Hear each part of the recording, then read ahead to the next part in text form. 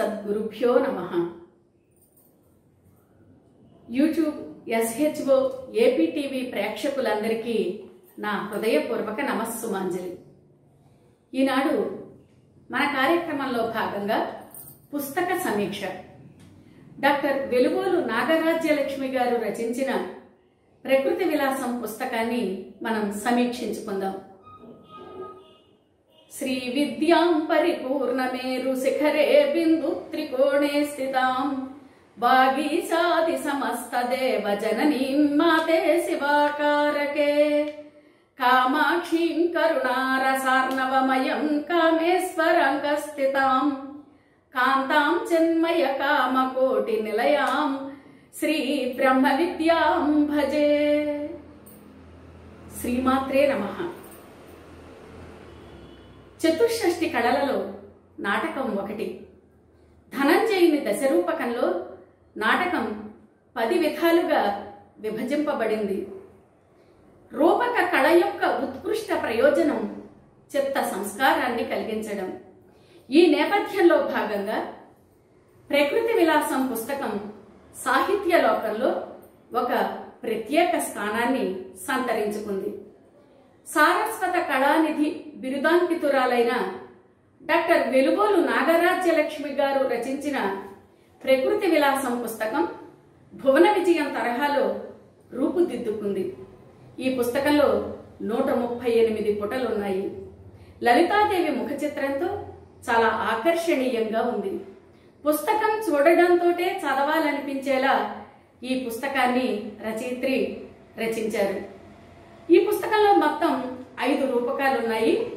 1 ప్రకృతి విలాసం, 2 మన పుణ్యనదులు, 3 దేవీ విజయం, 4 మాతృదేవోభవ, 5 వనితా వైభవం.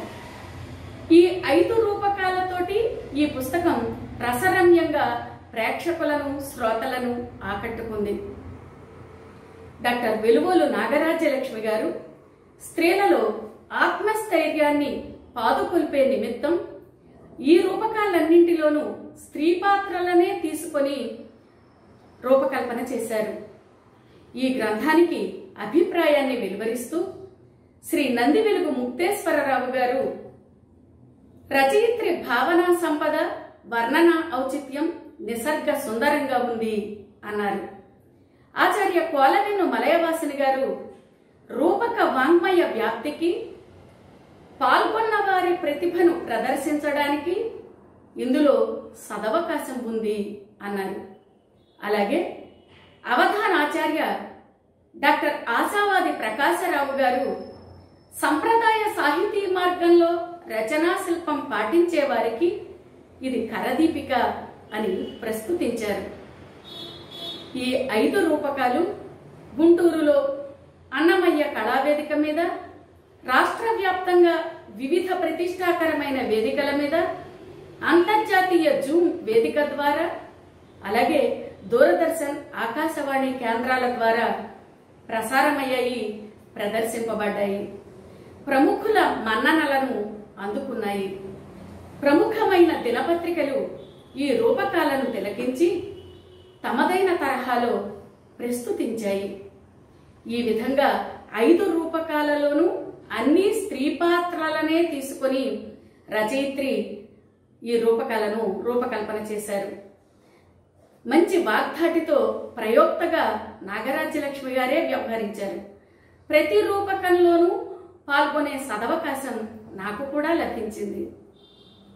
నాగరాజ్యలక్ష్మి గారు సంస్కృతాంధ్ర భాషలలో గొప్ప పండితురాలు, మంచి వక్త, ఆచార్య అన్నవరపు సత్యనారాయణ గారి సతీమణి, ప్రభుత్వ డిగ్రీ కళాశాల విశ్రాంత ప్రాచార్యులు, రాష్ట్ర ఉత్తమ అధ్యాపక పురస్కార గ్రహీత. నాగరాజ్యలక్ష్మి గారి పూర్వీకులు, తాత ముత్తాతలు స్వాతంత్ర్య సమరయోధులు. పెద్దల నుండి దేశభక్తిని, దైవభక్తిని పుణికిపుచ్చుకున్న నారీ శిరోమణి నాగరాజ్యలక్ష్మి గారు. ఆవిడ విద్యార్థి దశ నుండే ఈ సాహితీ ప్రస్థానం ప్రారంభమైంది. వివిధ విశ్లేషణాత్మక వ్యాసాలతో పాటు తెలుగు వ్యుత్పత్తి పదకోశం, అలాగే భగవద్గీత వ్యక్తిత్వ వికాసం, అక్షర వృక్షం కవితా సంపుటి, చిగురు పదలు వ్యాస సంపుటి, ఇంకా అభిశప్త కథల సంపుటి, కథల కొలువు గుంటూరు జిల్లా కథకుల ప్రసిద్ధ కథల విశ్లేషణ, అప్పాచ్యూసుల విరచిత యుగళ తారావళికి మధుర వ్యాఖ్య, మిత్ర వ్యాఖ్య మొదలైనవన్నీ నాగరాజలక్ష్మి గారి లేఖిని నుండి వెలువడ్డాయి. చాలా పుస్తకాలు హిందీ మొదలైన భాషలలోకి అనువదింపబడ్డాయి. ఈ పుస్తకాలన్నీ ప్రముఖులంతా చదివి ప్రశంసించారు. నాగరాజలక్ష్మి గారు ఆచార్య నాగార్జున విశ్వవిద్యాలయం తెలుగు శాఖ ద్వారా ఎందరో విద్యార్థులకు ఎంఫిల్ పిహెచ్డి పట్టాలను తమ సువర్ణ హస్తాల మీదుగా అందిస్తున్నారు. ప్రతి రూపకంలోనూ 3 ఆవృత్తులుంటాయి. మొదటి ఆవృత్తిలో ప్రార్థన, రెండవ ఆవృత్తిలో ఆ పాత్రల లక్షణం, అంతరంగం, ధార్మికత్వం, కవుల కావ్యాలలో వర్ణనలు మొదలైన అంశాలన్నీ ఉంటాయి. 3వ ఆవృత్తిలో ఆ పాత్ర ద్వారా సమాజానికి అందుతున్న సందేశం ఉంటుంది. ఈ విధంగా ఈ రూపకాలన్నీ శ్రవణ సుభంగంగా సాగాయి, నయనానందకరంగా ప్రదర్శింపబడ్డాయి. శ్రవణ పేయంగా ఈ రూపకాలన్నీ తిలకించారు ప్రేక్షకులందరూ. ఇక ఈ రూపకాలలో ఉన్న 5 రూపకాలకి కూడా రచయిత్రి అపరాజితాదేవి స్తోత్రం, యాదేవి సర్వభూతేషు అనే స్తోత్రంతో భరతవాక్యం పలికారు. ఒక్కసారి మనం ఈ 5 రూపకాలలోనూ ఏ అంశాలున్నాయి అనేది ప్రస్తావించుకుందాం. మొట్టమొదటి రూపకం ప్రకృతి విలాసం.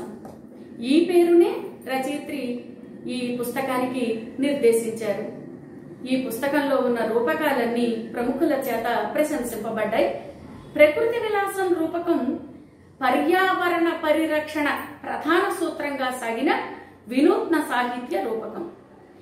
ఈ రూపకాన్ని గుంటూరు అన్నమయ్య కళావేదిక మీద, రాష్ట్ర వ్యాప్తంగా వివిధ వేదికల మీద, అంతర్జాతీయ జూమ్ వేదిక ద్వారా, అలాగే ఆకాశవాణి దూరదర్శన్ కేంద్రాల ద్వారా దాదాపు ఇప్పటికీ 18 ప్రదర్శనలకు పైగా ప్రకృతి విలాసం రూపకం నోచుకుంది. ప్రముఖులంతా ఈ రూపకాన్ని ప్రశంసించి చాలా అంశాలను చాలా జాగ్రత్తగా పరిశీలించి ఇందులో పొందుపరిచారు అని రచయిత్రిని కొనియాడారు. ఈ ప్రకృతి విలాసం రూపకంలో ప్రకృతి పరిరక్షణ, ప్రకృతే మానవుని తొలి గురువు అని, ప్రకృతి రక్షతి రక్షిత అని రచయిత్రి చెప్పారు. పృథివీ పూర్వరూపం, ద్యౌరుత్తర రూపం, ఆకాశ సంధి, వాయు సంధానం ఇత్యధిలోకం అని శిక్షావల్లి చెప్పింది. అధిలోకంలో భూమి దృష్టికి కనిపిస్తుంది. భూమి తన చుట్టూ తాను తిరుగుతూ సూర్యుని చుట్టూ పరిభ్రమించడం వల్ల రాత్రింబవళ్ళు, నెలలు, ఋతువులు, సంవత్సరాలు ఏర్పడుతున్నాయి. ఈ ఋతువులన్నీ పరమేశ్వరుని యొక్క ప్రతిరూపంగా, జగన్మాత అంశగా రచయిత్రి ఇందులో అభివర్ణించారు. ఈ ప్రకృతి విలాసం రూపకంలో లలితా పరాభట్టారిక, శ్యామలా మంత్రిని దేవత, వసంత ఋతువు, గ్రీష్మ ఋతువు, వర్ష ఋతువు, శరదృతువు, హేమంత ఋతువు, శిశిర ఋతువు, షడ్ఋతువులు పాత్రలు. ఈ ప్రకృతి మాత అంశాలతో అవతరించిన 6 ఋతువులు జగన్మాత ప్రతిరూపాలుగా ఈ ప్రాణికోటిని రక్షిస్తున్నాయి. పరమాత్మ ప్రకృతి సహకారంతో సకల చరాచర జగత్తును సృష్టిస్తున్నాడు. ఇందాక మనం చెప్పుకున్నట్లుగా ప్రకృతి రక్షతి రక్షిత అని రచయిత్రి చెప్పడం వల్ల మానవుని తొలి గురువు ప్రకృతి అని తెలుస్తోంది. ప్రకృతి పరవశిస్తే మానవుడు సజావుగా జీవించగలుగుతాడు. ప్రకృతిని ఆరాధించడమే భగవదారాధన. మానవుడు ప్రకృతి ధర్మాలను విస్మరించి స్వార్థంతో ప్రవర్తిస్తున్నాడు. అలా ప్రవర్తించడం వల్ల జీవన విధానంలో పర్యావరణ పరిరక్షణను విస్మరిస్తున్నాడు. పర్యావరణ పరిరక్షణే మానవుని ప్రధాన కర్తవ్యమని ఈ ప్రకృతి విలాసం రూపకం సందేశమిస్తోంది. ఈ పుస్తకంలో రెండవ రూపకం మన పుణ్య నదులు. నదీ పరిరక్షణ ఆవశ్యకతను ప్రధానాంశంగా తీసుకొని సామాజిక స్పృహతో రాసిన రూపకం మన పుణ్య నదులు. కృష్ణా నదీ పుష్కరాల సందర్భంగా 2016లో దూరదర్శన్, ఆకాశవాణి కేంద్రాల ద్వారా ప్రసారమైంది. అలాగే గుంటూరు అన్నమయ్య కళావేదిక మీద రాష్ట్ర వ్యాప్తంగా వివిధ ప్రతిష్టాకరమైన వేదికల మీద ఈ రూపకం ప్రదర్శింపబడింది. ఈ రూపకంలో పుష్కర దేవత గంగా నది, యమునా నది, నర్మదా నది, గోదావరి నది, కృష్ణా నది, కావేరీ నది పాత్రలు. ఆప పునంతు పృథివీం పృథివీ పూతా పునాతు మాం పునంతు బ్రహ్మణస్పతి బ్రహ్మ పూతా పునాతు మాం అని వేదోక్తి.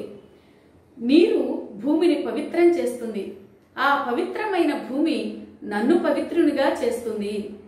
నీరే ప్రాణాధారము. ప్రాణులకు జీవనాధారంగా ఉండడమే నదుల కర్తవ్యమని పరమేశ్వరుడు నిర్దేశించాడు. ఉదకం నారాయణ స్వరూపం. భగవంతుని కరుణకు నదులు ప్రతిరూపాలు. ఈ భూమి మీద నివసించే ప్రాణికోటి సమస్తం సుభిక్షమైన జీవనంతో సుఖజీవనాన్ని కొనసాగించాలి. అందుకే నదుల అనుసంధాన ప్రక్రియకు శ్రీకారం చుట్టారు. విభిన్న ప్రాంతాలలో నివసించే వారంతా సహోదర భావంతో సుఖ సంతోషాలతో లౌకిక జీవనాన్ని గడిపి పరమేశ్వరునితో లయం చెందడమే ఈ అనుసంధాన ప్రక్రియ అంతరార్థం. గోదావరి నదీ జలాలను కృష్ణా నదీ జలాలతో సంగమింపజేశారు. గోదావరి జలాలు మానవ శ్రేయస్సుకు శతథా వినియోగింపబడడం మనందరి భాగ్య విశేషం. నదీ తీరాలలో వివిధ సంస్కృతులు, నాగరికతలు విలసిల్లాయి. నదులు దేశ సమైక్యతకు ఆనవాళ్లు. మానవులలో సమరస జీవనాన్ని బోధించే మాతృమూర్తులు. పుష్కర సమయంలో ఆ నదీ తీరం వెంబడి ఎక్కడ ఏ రేవులో ఎప్పుడు స్నానమాచరించినా పుణ్యఫలప్రదాయకమే. ఆ సంవత్సరమంతా పుష్కర సమయమే అని ఈ రూపకం ద్వారా తెలుస్తోంది.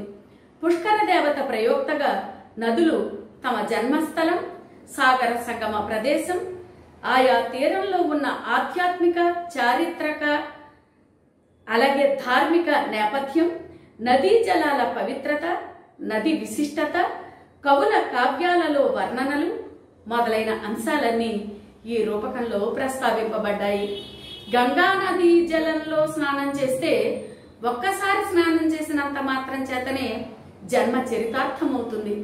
నర్మదా నదీ జలాలను కేవలం చూసినంత మాత్రం చేతనే జన్మ చరితార్థమవుతుంది. ఇటువంటి అనేక ముఖ్యమైన అంశాలను ఈ రూపకం ద్వారా రచయిత్రి తెలియజేశారు. ఉత్తర భారతదేశం నుండి దక్షిణ భారతదేశం వరకు ఉన్న ప్రసిద్ధమైన నదులను రచయిత్రి తీసుకున్నారు. ఈనాడు మానవుని స్వార్థ జీవనం వల్ల నదుల పవిత్రతకు ఆటంకం కలుగుతోంది. కర్మాగారాల నుండి వెలువడే విష పదార్థాలు నదీ ప్రవాహాలలోకి విడిచిపెట్టడం వల్ల విషపూరితమైన నీటితో మనిషి వ్యాధిగ్రస్తుడవుతున్నాడు. నదీ మతల్లులు బిడ్డల ఉన్నతిని, పరిపూర్ణమైన వికాసాన్ని కాంక్షించి ఆధ్యాత్మికతకు ఆలంబనమై భరత మేదినిని సర్వమత సహనం గల పవిత్ర భూమిగా నిరూపించి ఘనతకెక్కాయి. ఆధ్యాత్మిక, సామాజిక జీవన వైఖరిలో నదులు నిరుపమానమైన పాత్రను పోషించాయి. ఈ పుణ్య నదులు నిరంతర వాహినులై జీవనాన్ని ప్రసాదించి సాగర సంగమం చేస్తున్నాయి. యదృశ్యం తన్నస్యం. ఈ సృష్టిలో కనిపించే ప్రతి వస్తువు ప్రకృతిలో లయం కాక తప్పదు అనే తాత్వికతను నదీనాం సాగరోగధి ద్వారా నదులు రుజువు చేస్తున్నాయి. ఈ విధంగా మన పుణ్య నదులు రూపకం శ్రవణ శుభకంగా సాగింది.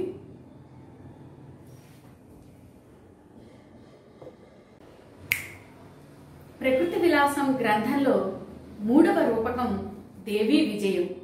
ఇది పూర్తి భక్తి ప్రధానంగా సాగిన రూపకం. భక్తి సాహిత్య సంగీత రూపకం దేవీ విజయం. ఆదిశక్తి స్వరూపాన్ని, జగన్మాత శక్తి సామర్థ్యాలను రచయిత్రి ఈ రూపకంలో ప్రతిబింబింపచేశారు. లలితాదేవి, మహాలక్ష్మి, మహాకాళి, మహాసరస్వతి, ఆస్థాన గాయని, శ్యామలా మంత్రిని దేవత ఈ రూపకంలో పాత్రలు.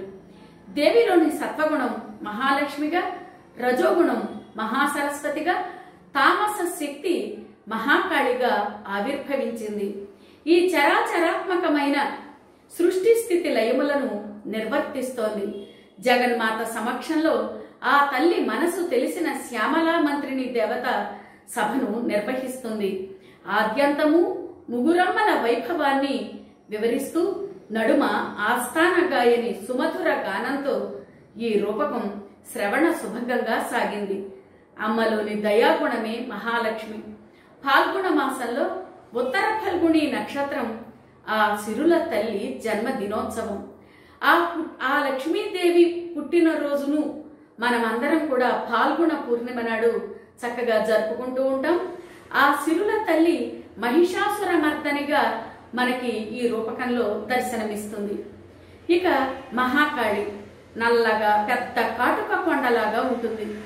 ఆ మహాకాళి ధూమ్రాక్ష, దుర్గమాసుర, చండముండాసుర, శుంభ నిశుంభ రక్త బీజాది రాక్షస సంహారం చేసింది. ఇక సరస్వతి సర్వ విద్యా స్వరూప.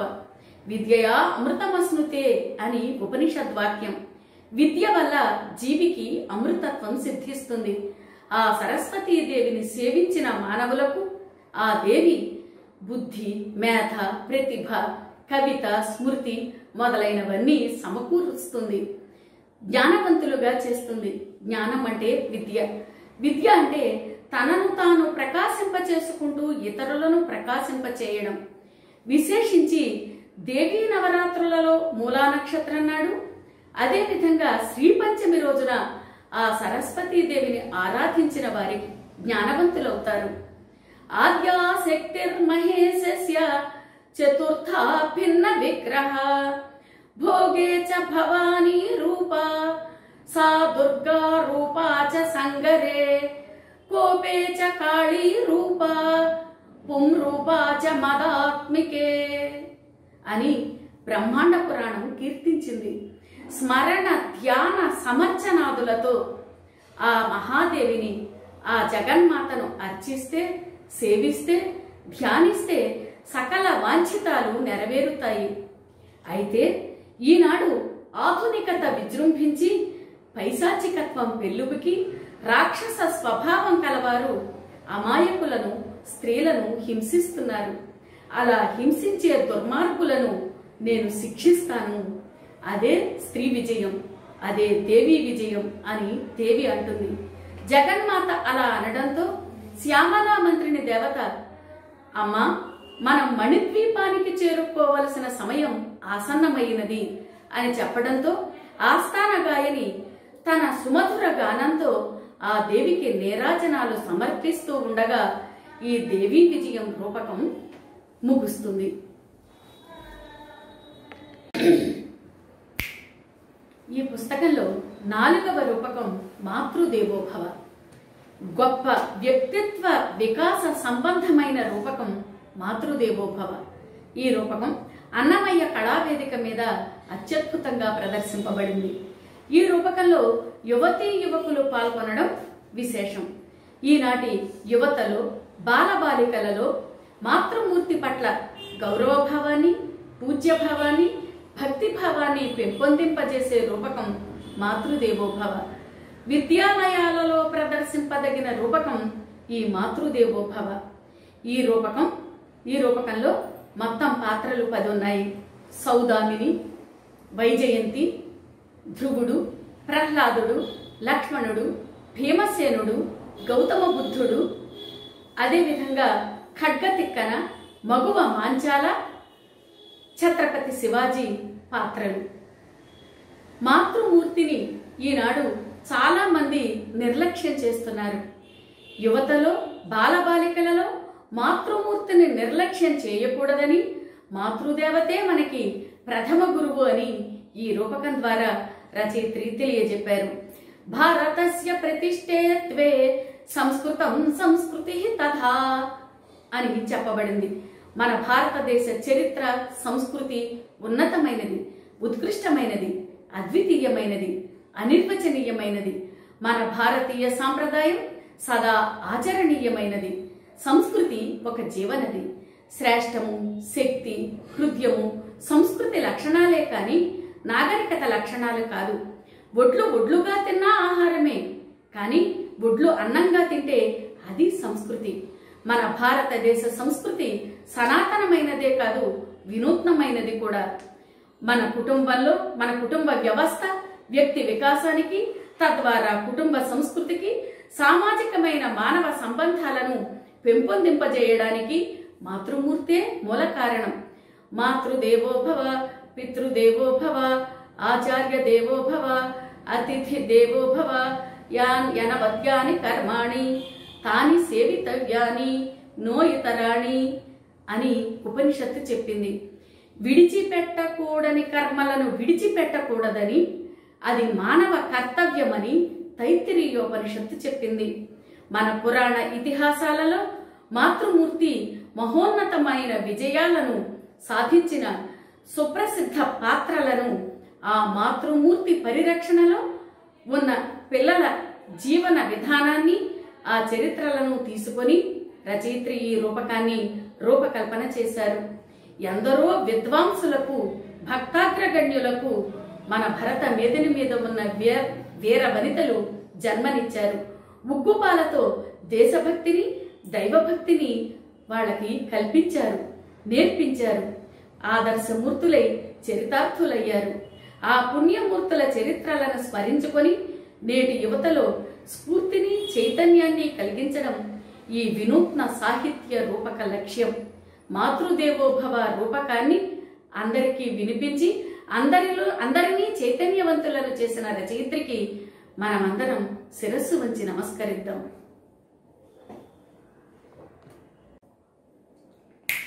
ఇక ఈ ప్రకృతి విలాసం పుస్తకంలో 5వ రూపకం వనితా వైభవం. ఇదే చివరి రూపకం. ఈ 5 రూపకాలు ఈ పుస్తకంలో నయనానందకరంగా, శ్రవణానందకరంగా ప్రదర్శింపబడ్డాయి. ఈ వనితా వైభవం రూపకం మంచి సామాజిక స్పృహతో రచయిత్రి రచించారు. కుటుంబపరమైన, ఆర్థికపరమైన, సామాజిక పరమైన సమస్యలను ఎదుర్కొంటున్న స్త్రీలలో మనోధైర్యాన్ని, ఆత్మస్థైర్యాన్ని నింపగల అద్భుతమైన రూపకం. భారతీయ మహిళ ధైర్య సాహసాలకు, మహోన్నతమైన సంస్కృతికి ప్రతీక. మన పురాణ ఇతిహాసాలలో సాహసానికి ప్రతిరూపంగా నిలిచిన మాతృమూర్తులను, వారి చరిత్రలను ప్రజలకు సుస్పష్టం చేయదలిచిన రీతిలో ఒక వినూత్న కార్యక్రమాన్ని రచయిత్రి రూపొందించారు. అపూర్వమైన మహిళా శక్తిని లోకానికి మరొకసారి చాటి చెప్పారు. ఈ రూపకంలో ప్రయోక్తగా కలభాషిణి, నన్నయ్య గారి దమయంతి, తిక్కన గారి ద్రౌపది, పెద్దన గారి వరూధిని, నందితిమ్మన గారి సత్యభామ, విశ్వనాథ వారి సీత పాత్రలు. జగన్మాత అంశలతో అవతరించిన ఈ స్త్రీమూర్తులు ఔన్నత్యానికి దృష్టాంతం. భారతీయతను చాటి చెప్పిన మేటి వనితలు. ఇటువంటి ఎందరో ధీర వనితలకు, వీర వనితలకు మన భరత మేదిని పుట్టినిల్లు, మెట్టినిల్లు కూడా. ఇటు కుటుంబ జీవనాన్ని, అటు సామాజిక జీవనాన్ని సమన్వయ రూపంలో రచయిత్రి దర్శింపజేశారు. నేటి యువత ఏ చిన్ని సమస్య ఎదురైనా దానిని ఎదుర్కొనే శక్తిని కోల్పోతున్నారు, ఆత్మాహుతికి పాల్పడుతున్నారు. సమస్యల వలయంలో చిక్కుకున్న ఎవరైనా సరే సాగరానికి ఎదురీతవలసినదే అని రచయిత్రి స్త్రీకి ధైర్య సాహసాలు, ఆత్మవిశ్వాసమే శ్రీరామ రక్ష, ఇదే వనితా వైభవం అని చక్కగా నిరూపించారు. ఈ విధంగా 5 రూపకాలు ఈ పుస్తకంలో పొందుపరిచారు రచయిత్రి. రాష్ట్ర వ్యాప్తంగా ఈ 5 రూపకాలు అనేక ప్రతిష్టాకరమైన వేదికల మీద, గుంటూరు అన్నమయ్య కళా వేదిక మీద, అలాగే అంతర్జాతీయ జూమ్ వేదిక ద్వారా, ఆకాశవాణి, దూరదర్శన్ కేంద్రాల ద్వారా ఈ రూపకాలు ప్రదర్శింపబడ్డాయి, ప్రసారమయ్యాయి, శ్రవణ పేయంగా సాగాయి. ఈ రూపక పంచకానికి ప్రకృతి విలాసం అనే పేరు అన్ని విధాల ఔచిత్యమై భాసిస్తోంది. మరి నాగరాజ్యలక్ష్మి గారి లేఖిని నుండి ఇటువంటివి మరిన్ని రూపకాలు వెలువడాలని, వాటిని మా అందరితోటి ప్రదర్శింపజేయాలని, మేము కూడా అందులో పాలు పంచుకోవాలని ఆకాంక్షిస్తున్నాను. గుంటూరు తిరుపతిగా ప్రసిద్ధి వహించిన శ్రీ అలమేల్మంగ వెంకటేశ్వర స్వామి వారి కృపా కటాక్ష వీక్షణాలు శ్రీమతి నాగరాజ్యలక్ష్మి గారి మీద పరిపూర్ణంగా ఉండాలని నేను ఆ భగవంతుణ్ణి ప్రార్థిస్తూ మరి ఎస్హెచ్ఓ ఏపీ టీవీ ప్రేక్షకులందరికీ కృతజ్ఞతలు తెలియజేసుకుంటున్నాను.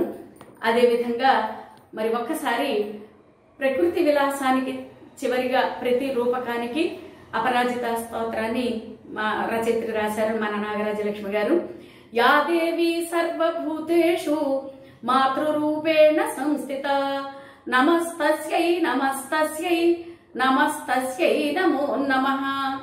యా దేవి సర్వభూతేషు శక్తిరూపేణ సంస్థిత నమస్తస్యై నమస్తస్యై నమస్తస్యై నమో నమః. ధన్యాస్మి.